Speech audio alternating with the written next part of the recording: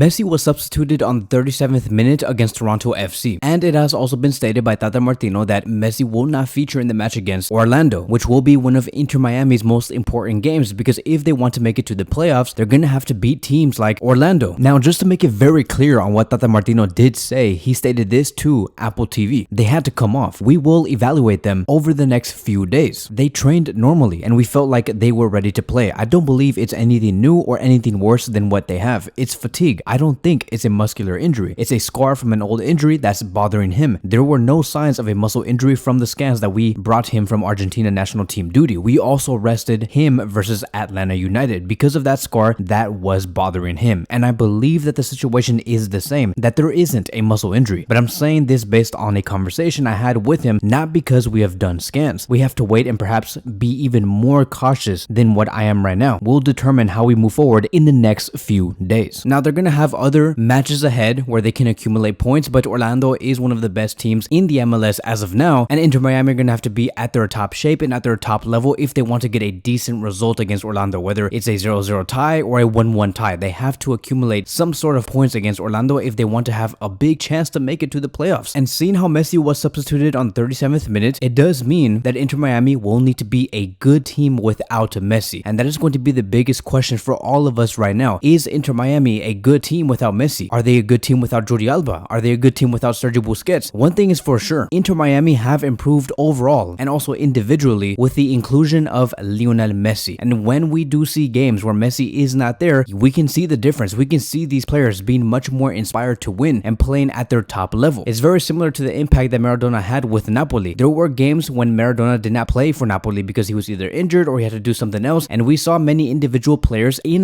Napoli perform at a better level after Maradona came. Why? That is because Maradona inspired those players. The same thing is going on with Messi and Inter Miami. Messi brought to Inter Miami the League Cup already, and many of the fans around USA never expected for Inter Miami to win the League Cup before Messi did join. So Inter Miami are showing to be a different team. Now, do I believe that Inter Miami is the best team in the MLS? I don't think so. Are they one of the best teams in the Eastern Conference? I also don't think so. They're still not in the top 3 or top 4 best teams on their side. They're really not. But have they improved after Messi came? They definitely did. So Inter Miami are going to have to learn how to perform without Messi. They're going to have to get used to it because he's 36 years old. The fact that Messi got fatigued and we didn't really see him like hold on his hamstring or like hold on his thigh or whatever like injury he could have gotten, he was just fatigued. He looked tired. He's 36 years old. He is going to be tired. Tata Martino thought that it was enough for Messi to rest against Atlanta, but it really wasn't. Like Messi even rested for one of the games with Argentina. And when Messi came back after 2 or 3 weeks without playing against Toronto, he still looked very much fatigued. And this is a warning sign for all of the coaches in Inter Miami. They're going to have to prepare for the next season and plan ahead. And they're going to have to ask, how can we still perform at top level without a Messi? Because there are going to be times through the season, next season, where we're going to have the creativity, the goals, the assists. And especially knowing that Messi is going to be in the Copa America 2024, Inter Miami are still going to be in the middle of their season, and Messi will definitely not be there for about 4 to 5 weeks. And so with his absence, Tata Martino better see that, and he better see this from a mile away, what the potential problems could be for next year. So you do have the short-term problems, which is the next 2 or 3 weeks, and then you have the long-term problems of next year. In my opinion, like I know I'm kind of getting off topic right now, but in my opinion, if Tata Martino really wants to have that creative tissue between the midfield and the forward line, the one player Inter Miami should really sign is Antoine Griezmann from Atletico Madrid. He is the perfect connector, and I think that he would be the best complementary player to Campana, one of the number 9s for Inter Miami, and he can definitely play in Messi's role and play within the areas that Messi does occupy. If you're familiar with Antoine Griezmann's game, Griezmann and Messi move in the same exact areas. We saw that at FC Barcelona before. There were some tensions between the two players because they do occupy the exact same spaces, but that should also be a reason why Inter Miami should be going for Antoine Griezmann during the transfer window next year. So it is some very interesting stuff, and I understand, right, going back to Inter Miami, why you may think that Inter Miami are a much different team without Messi and that Inter Miami can't go anywhere without Lionel Messi. Well, look, I understand that,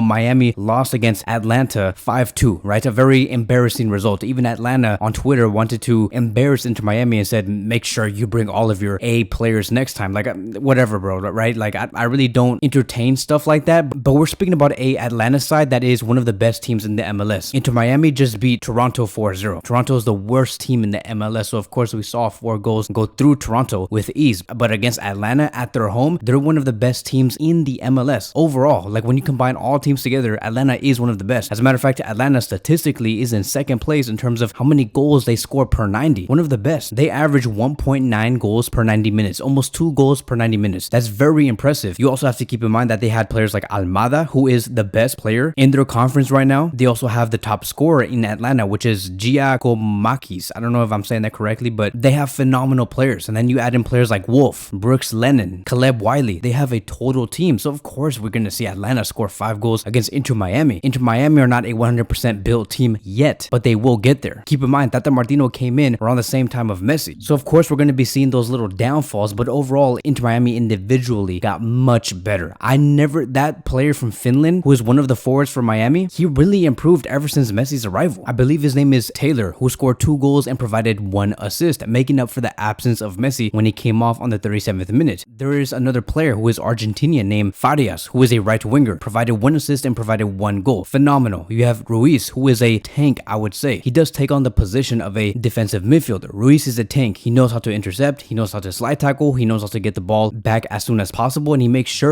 that once he does get the ball back as soon as possible, he progresses the ball to the front 3. And players like Messi and Joseph Martinez really do appreciate that. Even players like Callender has upped his game since Messi arrival. Miller, one of the center backs for Inter Miami, is probably today one of the best center backs in the MLS overall. So wrapping this around with the conclusion, right? I think that with these individual players upping their game, being inspired, which is the main theme of this video, by Messi's performances, they will get the job done. Will it be easy? No way. But can they do it? They can. They can get into the playoffs. I know that it is going to be a very big test for Tata Martino, and he's going to have to get very tactically creative for the MLS matches. And I understand why Tata Martino is very much focused on the Open Cup to get Messi and Jordi Alba 100% fit by that time and kind of neglect these MLS games. I understand why he wants more titles and why Messi would want another title with Inter Miami. But at the end of the day, it is in the coach's responsibility to get their team into the playoffs, to get them into the top 8 or the top 7 in their conference. And it's going to be really hard when you have Messi missing every other 2 games. So there is going to be pressure on Tata, and of course there will be pressure on the players, but they can do it. I have strong belief that Inter Miami can pull it off and really make it into the top 7. And don't even think just for a second that Messi and Jordi Alba do not care about representing Inter Miami. I think that Alba and Messi have a lot of pride in representing this badge that they wear. When I saw Messi and Jordi Alba leave the pitch, they look very frustrated. They look frustrated on the bench, and they were just talking about like, how can this happen? What do we do? How can we get better? You can truly see that they were frustrated about what happened because they knew that they had to be in this game. Now, luckily, the players were able to inspire to a win of 4-0, but Messi and Jordi Alba clearly do love Inter Miami. They want to make David Beckham a great business owner, make sure that everybody's happy, the fans, they all do deserve it. So that is going to be my talk for today. Thank you guys so much for watching, and I will see you guys in the next one.